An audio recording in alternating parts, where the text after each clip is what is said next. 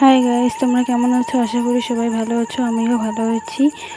Welcome back to my channel Tulsi lifestyle blog. তো আজকে আমাদের কাকুর বাড়িতে নতুন ঘর তৈরি হবে, এর জন্য পূজা দিচ্ছি। আর ওদিকেরও চলে এসছে, পূজা দিয়ে দিচ্ছে। এখন কাকিমা পূজা দিচ্ছে। তো গাইস, কাকিমার তো প্রণাম করা হয়ে গেছে, এখন আমার দাদাভাই দিচ্ছে প্রণাম।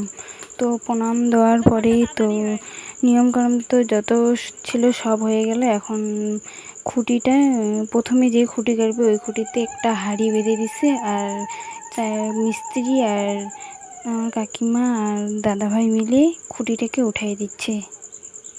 তো দেখো গাইস, খুঁটিটা উঠাই দিয়ে ঠিকঠাক করতেছে, এরপরে কাজ শুরু করবে।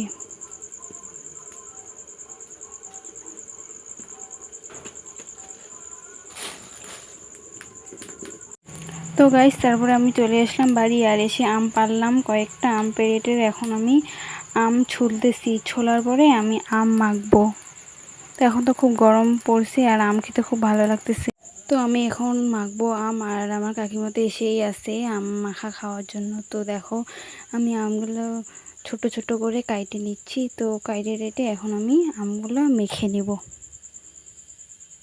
তো গাইস, আমার আম মাখা হয়ে গেছে, আর আমি যে যে খাবে সবাইকে দিয়ে দিছি। আর দিয়ে আমিও খেতে বসছি। তো দেখো, আমি এক থালা সম্পূর্ণটাই, বেশিরভাগটাই কিন্তু আমি খাইছি। তো আমি টক খেতে একটু সবার থেকে বেশি ভালোবাসি। তো দেখো, আমি কতগুলো আম খেয়ে নিছি।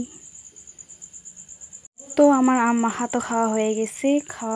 হওয়ার পরে আমি একটু পরে খেতে বসলাম ভাত খেতে। তো দেখো, এখানে আছে মাছ আর আলুর ঝোল আর ভেন্ডি, আলু, আর দেখো এক মগ জল।